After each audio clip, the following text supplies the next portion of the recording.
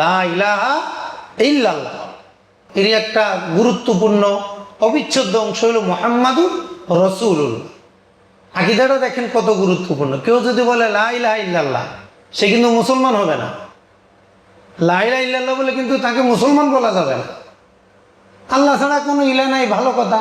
তুমি রসুল মানো কিনা, তুমি নবীজিকে মানো কিনা? আরে নবীজিকে মানলে হবে না, তুমি শেষ নবী মানো কিনা। অর্থাৎ তারপর আর কোনো নবী আসবে না, এটা তুমি বিশ্বাস করতে হবে।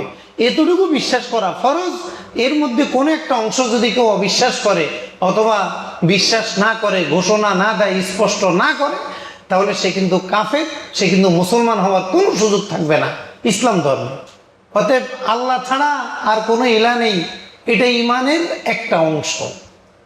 এতটুকু বললে কেউ মুমিন হতে পারবে না। শুধু এতটুকু দিয়ে মুমিন হওয়া যাবে না, শুধু এতটুকু দিয়ে জান্নাতে যাওয়া যাবে না, শুধু এতটুকু দিয়েই নিজের ইমানের ঘোষণা দেওয়া যাবে না। এর সাথে সাথে থাকতে হবে মুহাম্মাদুর রাসূলুল্লাহ, যে রসুল মুহাম্মদ সাল্লাল্লাহু আলাইহি ওয়াসাল্লাম আল্লাহ তাআলার রসুল, শেষ রসুল। তারপরে কোনো নবী রসুল আসবেন না, কেউ আসবে না। এখন কাদিয়ানীদের সাথে আমাদের দ্বন্দ্ব কিন্তু আকীদার। কাদিয়ানীদের সাথে আমাদের দ্বন্দ্ব কিসের? আকীদার, আমলের না, অন্য কিছুর না, মূল হলো আকীদা। তারা বলে মুহাম্মদ সাল্লাল্লাহু আলাইহি ওয়াসাল্লাম রসুল, ঠিক আছে, এক আল্লাহ, তাও ঠিক আছে, তো উনি শেষ রসুল না, ওনার পরে আরেকজন আসবে। নাউযুবিল্লাহি।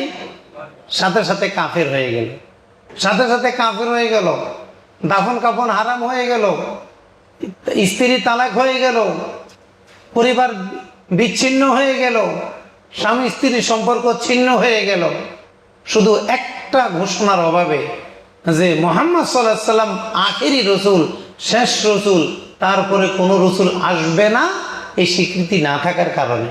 দেখেন ইমান কত গুরুত্বপূর্ণ। শুধু একটু বিশ্বাসের মধ্যে নড়বড়ে, সাথে সাথে ইমান চলে গেছে, সাথে সাথে সে কাফের হয়ে গেছে। এজন্য ইমান এটা হলো মূল বিশ্বাস। এখন আমরা যারা মাদ্রাসায় পড়ি নাই, আমরা বিভিন্ন ব্যবসায় পেশায় নিয়োজিত, এত বিস্তারিত পড়াশোনা করার তো আমাদের সময় নাই। আমরা লা ইলাহা ইল্লাল্লাহু মুহাম্মাদুর রাসূলুল্লাহ এটা বলবো। আর আমাদেরকে যে বিশ্বাসটা শেখানো হয়েছে, আল্লাহর কোনো শরীক নাই, আল্লাহর মতো নাই। আল্লাহর কি নাই বলেন? আল্লাহর কি হয় না? মতো হয় না, মতো হয় না। একজন মানুষ আরেকজনের মতো হয়, কর্মে, গুণে কাছাকাছি হয়, অবদানে হয়, বিভিন্ন দিক থেকে হয়। সৃষ্টির মতো সৃষ্টি হয়, কাছাকাছি হয়, বা কিছুটা নমুনা পাওয়া যায়, কিন্তু আল্লাহর মতো হয় না। এটা হলো তাওহীদ। আল্লাহর মতো কোনো সৃষ্টি নাই, কোনো সৃষ্টি আল্লাহর মতো হবে না, আল্লাহর সাদৃশ্য হবে না। এবং রসুল সাল্লাল্লাহু আলাইহি ওয়াসাল্লাম, মুহাম্মদ সাল্লাল্লাহু আলাইহি ওয়াসাল্লাম আখিরি রসুল, তারপরে কোনো নবী রসুল আসবে না। এই বিশ্বাসটা ফরজ। এর মধ্যে ঘাটতি থাকলে, কমতি থাকলে ঈমান থাকবে না, মুমিন হওয়া যাবে না। এটাই আমরা বলে থাকি লা ইলাহা ইল্লাল্লাহু মুহাম্মাদুর রাসূলুল্লাহ। সৃষ্টির কোনো বৈশিষ্ট্য আল্লাহকে দেওয়া যাবে না, সৃষ্টির কোনো বৈশিষ্ট্য আল্লাহকে দেওয়া যাবে না। সৃষ্টির অঙ্গ প্রত্যঙ্গ আছে না নাই? কি ভাই, আমাদের অঙ্গ প্রত্যঙ্গ আছে না? আমাদের হাত আছে, পা আছে, চোখ আছে, নখ আছে, মাথা আছে, আঙ্গুল আছে, নখ, কত কিছু আছে, আমাদের অঙ্গ প্রত্যঙ্গ আছে, জয়েন্ট আছে। এর কোনো কিছুই আল্লাহর দিকে নিসবত করলে সে কাফের হয়ে যাবে, তার ঈমান থাকবে না।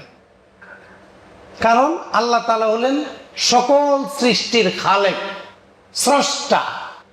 অতএব সৃষ্টির কিছুই আল্লাহর মধ্যে থাকবে না, আল্লাহর কিছুই সৃষ্টির মধ্যে থাকবে না।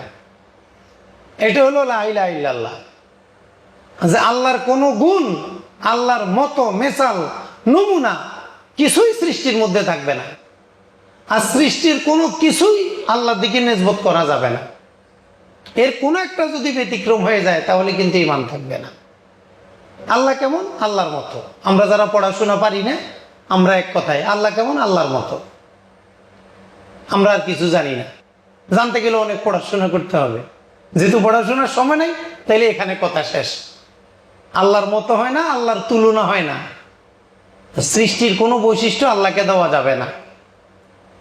এই জন্য মুফাসসিরিনে কেরাম বলেছেন, কোরআনে কারিমে যে সকল শব্দ দ্বারা আল্লাহর অঙ্গ বোঝা যায়, এই ধরনের শব্দ দ্বারা অঙ্গ প্রত্যঙ্গ বোঝা যাবে না, বুঝলে ঈমান থাকবে না। তাহলে এগুলা দ্বারা কি আমরা যখন পড়বো তখন আমরা কি বুঝবো? বলবো এটা শুধু তেলাওয়াত করবা, তোমাকে এটা বুঝার জন্য দেওয়া হয়নি, এটা তোমাকে শুধু তেলাওয়াত করার জন্য দেওয়া হয়েছে, অন্য কাজে তোমাকে দেওয়া হয়নি।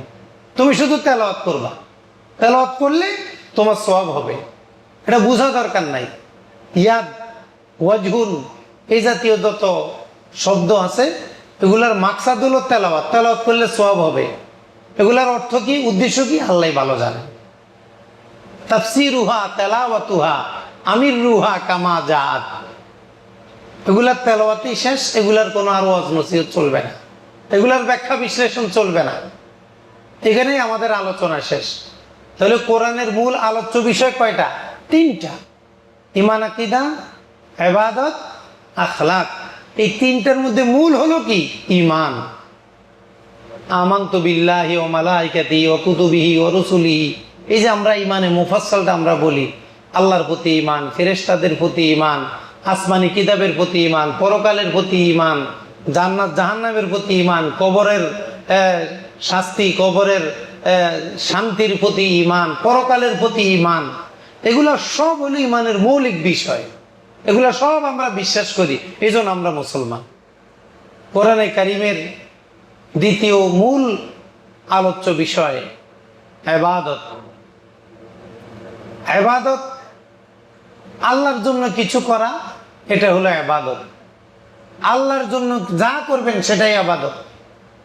আল্লাহর জন্য আমি যা করব সেটাই ইবাদত।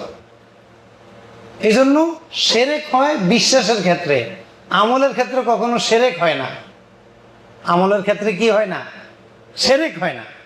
আপনি যত খারাপ কাজ করবেন এটা শিরক হবে না, কিন্তু বিশ্বাসে যদি ত্রুটি করেন তাহলে শিরক হবে। এজন্য শিরকের সম্পর্ক আমলের সাথে না বিশ্বাসের সাথে, এটা খেয়াল রাখ। খারিজিদের সাথে আমাদের এখানে মূল পার্থক্য, খারিজিরা বলে শিরকের সম্পর্ক বিশ্বাসের সাথেও আবার আমলের সাথেও। এজন্য তাদের মতে কবিরা গুনাহ করলে কাফের হয়ে যায়, মিথ্যা কথা বললে কাফের হয়ে যায়। খারিজিরা তারা মনে করে মিথ্যা কথা বললে কি হয়ে যায়? কাফের হয়ে যায়। আমরা বলি না, মিথ্যা কথা বললে কবিরা গুনাহ হয়, তার শাস্তি হবে, কিন্তু সেই ঈমান হারা হবে না। তাহলে হক আর বাতিলের বড় একটা পার্থক্য কিন্তু এখানে, যে শিরকের সম্পর্ক বিশ্বাসের সাথে, শিরকের সম্পর্ক আমলের সাথে না। আপনি যত খারাপ কাজ করবেন আপনি মুশরিক হবেন না, কিন্তু কোনো কাজ করেন না কিন্তু বিশ্বাসের সমস্যা করছেন, তাহলে কিন্তু মুশরিক হয়ে যেতে পারেন। তাহলে শিরকের সম্পর্ক কি আমলের সাথে না বিশ্বাসের সাথে? এখন ইউটিউবে ঢুকলে দেখা যায়, এখন তো সব ইউটিউবে পাওয়া যায় সহজে, পড়ালেখা লাগে না। নামাজ না পড়া শিরক, নামাজ না পড়লে শিরক। তখন আপনি মনে করতেছেন ঠিকই তো, নামাজ যে গুরুত্বপূর্ণ, এটা না পড়লে তো শিরক হয় না। নামাজ না পড়লে কবিরা গুনাহ। নামাজ না পড়া যদি শিরক বলেন, নামাজ না পড়লে যদি তাকে কাফের বলেন, তাহলে তো আপনি খারিজি হয়ে যাবেন, আপনি বাতিল ফেরকা হয়ে যাবেন, আপনি আহলে সুন্নাত থাকতে পারবেন না। কারণ খারিজিরা বলে নামাজ না পড়লে মুশরিক হয়ে যাবে, কাফের হয়ে যাবে। মান তারাকা সলাতা মুতাআম্মিদান ফাকাদ কাফার, হাদিস শরীফে এসে যে কেউ যদি ইচ্ছা করে নামাজ ছেড়ে দেয়, ফাকাদ কাফারা, সে কুফরি করলো। কুফরি করলে কাফের হয় না, বিশ্বাসের কারণে কাফের হয়। কুফরি করলে কবিরা গুনাহ হয়। কুফরির সাথে যদি বিশ্বাস, যেই বিশ্বাস থাকা দরকার ছিল সেটা না থাকে, যেটা থাকা নিষেধ ছিল ওই বিশ্বাস যদি থাকে, তাহলে সে কাফের হয়ে যায়। তাহলে বলেন শিরকের সম্পর্ক কি আমলের সাথে না বিশ্বাসের সাথে? বিশ্বাসের সাথে। আহলে হাদিস সালাফি ভাইদের সাথে আমাদের দ্বন্দ্ব এখানে। উনারা মনে করেন নামাজ না পড়লে কাফের হয়ে যাবে। দলিল হাদিসে আছে, হাদিসে আছে মান তারাকা সলাতা মুতাআম্মিদান ফাকাদ কাফার, ইচ্ছা করে নামাজ ছেড়ে দিলে সে কাফের হয়ে যাবে। এই হাদিসের ব্যাখ্যায় পৃথিবীর কোন মুস্তাহিদ ইমাম কাফের হয়ে যাবে বলেন নাই, বাতিল ছাড়া কেউ বলেন না, এটা কবিরা গুনাহ হবে। এই জন্য আহলে হাদিস সালাফি ভাইদের সাথে আমাদের দ্বন্দ্বটা মূলত আকীদা, আমিন নিয়ে মূল দ্বন্দ্ব না, হাত উঠানো নিয়ে মূল দ্বন্দ্ব না, ভিতরে মুনাজাত দিবেন কিনা, এক সালামে পড়বেন কিনা, বৈঠক করে, এটা মূল দ্বন্দ্ব না। এটা তো অন্য মাযহাবে আছে। তাদের সাথে আমাদের মূল দ্বন্দ্বের জায়গা হলো আকীদার জায়গাটা। যেটা ইসলামের মূল। এই জন্য যখন আপনি ইউটিউবে ঢুকবেন, গুগলে ঢুকবেন, তখন অনেক কথা আপনার সামনে আসবে। অপরিচিত মানুষের তথ্য আপনি নিয়ে বিভ্রান্ত হবেন না। ওই বাসে লঞ্চে লেখা থাকে অপরিচিত লোকের দেয়া কিছু খাবেন না। কি পড়ছেন আপনারা? বাসে লঞ্চে জাহাজে লেখা থাকে অপরিচিত লোকের দেয়া কিছু খাবেন না। কেন খাবেন না? খাইলে অসুবিধা কি? কারণ সে কিছু মিশিয়ে দিতে পারে, মিশিয়ে দিয়ে আপনাকে ঘুম পাড়ায় ফেলতে পারে, ঘুম পাড়ায় আপনার সব নিয়ে যেতে পারে। এই জন্য যেটা হক না, যেটা সঠিক না, সেটাই অপরিচিত। এই 72 ফেরকা সবাই অপরিচিত, বাতিল। এজন্য বাতিলের দেয়া কোনো তথ্য নিবেন না। আপনার আকীদা নিয়ে যাবে, আপনার আকীদা চুরি করে নিয়ে যাবে, আপনাকে ফাসেক বানায় দিবে, গোমরা বানায় দিবে, আপনার পরকালকে শেষ করে দিবে। এই ইউটিউবে আলোচনা, কথায় কথায় আয়াত হাদিস দেখেই দৌড় দিবেন না। এই হুজুর তো আপনারা অপরিচিত, আপনি ওনাকে কি দিয়ে চিনেন? আপনি এলেন দিয়ে চিনেন কিনা? আপনি চিনেন বক্তা হিসাবে, আপনি চিনেন অনেক বড় দাতা হিসাবে, আপনি চিনেন সামাজিক অনেক প্রভাব আছে সেই হিসেবে, এটাকে তো চিনা বলে না। অপরিচিত লোকের দেয়া কিছু খাবেন না, ও লোকটা তো দেখাই যায় অপরিচিতের কি আছে। আপনি জানেন না এই লোকের খাবারের ভিতরে কি আছে, এই জন্য বলে দেয় অপরিচিত লোকের দেয়া কিছু খাবেন না। অতএব বাতিলদের দেয়া কোনো তথ্য মানবেন না, তাহলে আপনার ঈমান চলে যাবে। ইউটিউব, ফেসবুক এগুলা দিয়ে প্রচার করা যত সহজ, বিভ্রান্ত হওয়া আরো সহজ, বিভ্রান্ত হওয়া বেশি সহজ। এগুলা যতটা সঠিক ব্যবহার হয় তার চেয়ে বেশি অপব্যবহার হয়। ফেসবুক, পুরা নেট জগৎটাই মানবতার কল্যাণে যতটুকু ব্যবহার হয় তার সাথে বহুগুণ বেশি গুণে মানবতার ক্ষতিতে ব্যবহার হয়। কারণ আমরা মানুষরা যখন ভালো না, তখন এটাকে আর আমরা ভালো ব্যবহার করতে পারি না। এই জন্য আহলে হাদিস সালাফি ভাইদের সাথে আমাদের দ্বন্দ্বটা আকীদা নিয়ে। তারা মনে করেন কবিরা গুনাহ করলে কাফের হয়ে যায়, আমরা বলি কবিরা গুনাহ করলে কাফের হয় না। কবিরা গুনাহ করলে মোরতাকিবুল কাবায়ের হয়, সে শাস্তির উপযুক্ত হয়, তওবা করলে আল্লাহ মাফ করে দিবে। আর যদি বন্দার হক হয়, বন্দার হক ফেরত দিয়ে মাফ চাইলে আল্লাহ মাফ করে দিবে। আল্লাহর হক হয়, তওবা করবেন, আল্লাহ মাফ করে দিবে। আর যদি বন্দার হক হয়, কারো টাকা নিয়েছেন, কাউকে মনে কষ্ট দিয়েছেন, তাহলে বন্দার কাছে মাফ চাইলে আল্লাহ মাফ করে, বন্দা মাফ করে দিলে আল্লাহ মাফ করে দিবে। এটা হলো কবিরা গুনাহ থেকে পরিত্রাণের উপায়। কিন্তু আপনাকে যদি কাফের বলে দেওয়া হয়, তখন তো আপনার ঈমান চলে গেছে, আপনার স্ত্রী তালাক হয়ে গেছে, এই স্ত্রীর সাথে আপনার দেখা দিতে পারবেন না, একটা বড় ধরনের সমস্যা চলে আসবে, তখন সমাজে আর মুসলমান থাকবে না। এই জন্য সালাফি ভাইদের কাছে সব শুধু সেরেক আর বেদাত, সেরেক আর বেদাত, সেরেক সেরেক। আমরা যখন হজে যাই, আমরা যখন সাওর পাহাড়ে যাই, হেরা পাহাড়ে যাই, জাবালে নূরে যাই, তখন আমাদেরকে বলে সেরেক সেরেক, শুধু সেরেক। নবীজি কোথায় দাঁড়াইছেন, আমরা যদি সেখানে দাঁড়াইতে যাই, সেরেক সেরেক সেরেক। নবীজি যেখানে দাঁড়াইছেন, রিয়াজুল জান্নাতের মধ্যে নবীজির যে মেহরাব, যে জায়গায় দাঁড়িয়ে নবীজি নামাজ পড়িয়েছেন, ওই জায়গায় রেয়াল দিয়ে বন্ধ করে একটা লোক দাঁড়াই থাকে সব সময়। ওর কোনো হাজিকে এখানে দাঁড়াইতে দেয় না। কেন? কারণ মানুষ মনে করে এখানে দাঁড়াইলে আলাদা মর্যাদা আছে, এই আলাদা মর্যাদা মনে করাটা সেরেক। এই জন্য মানুষকে সেরেক থেকে বাঁচানোর জন্য নবীজির জায়গায় ওনারা কাউকে দাঁড়াইতে দিবে না। রওজা শরীফের সামনে ফিরে যখন দাঁড়ানোর সুযোগ থাকে, তখনও দূর থেকেও দাঁড়াতে দেয় না। কেন? সেরেক, শুধু সেরেক দেখে, শুধু সেরেক। এত সমস্যা কেন? আসলে হলো উনি যেই সংজ্ঞায় চলেন, উনি যেই ভাবে চলেন, এটা সম্পূর্ণ বাতিল পদ্ধতি, বাতিল ফেরকা। উনারা সেরেকের কারণে মানুষকে এই কবিরা গুনার কারণে মানুষকে মুশরিক মনে করেন, মানুষকে কাফের মনে করেন। এই জন্য তারা আমাদের সাথে এই কাজগুলো করে।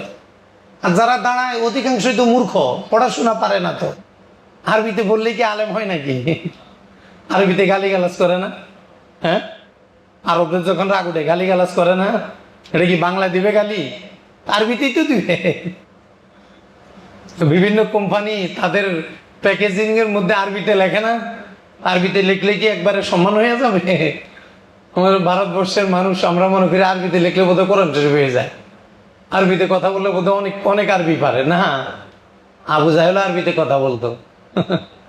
উদ্ভা সাহেবা যত বড় বড় শয়তান নমরুদ, নবীর যুগে যত ফেরাউন নমরুদ ছিল, সবগুলো আরবিতে কথা বলতো।